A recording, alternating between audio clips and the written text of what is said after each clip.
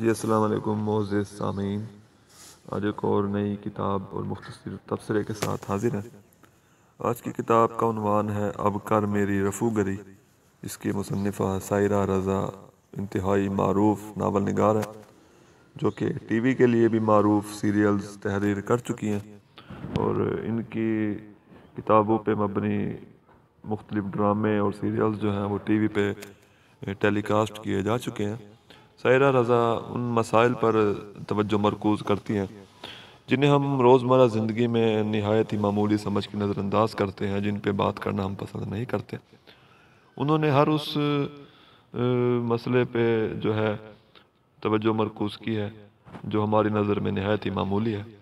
تو انہوں نے اس کتاب میں بھی پردیس میں جو موجود لوگ ہیں ان کے مسائل کا ذکر کیا، معذور بچوں، گھر سے مختلف وجوہات کی بنا پہ بھاگ جانے والی لڑکیوں، اور ہمارے معاشرے کے مختلف اچھے اور برے سماجی رویوں کی انہوں نے جو ہے کہانی بیان کی ہے، اور وہ کہانی میں واعظ و نصیحت کا انداز جو ہے وہ اختیار کرنے سے گریز کرتی ہیں، اور ان کا انداز ایسا ہے کہ پڑھنے والا بے اختیار اپنے آپ کا جائزہ لینا اور اپنا احتساب شروع کر دیتا ہے۔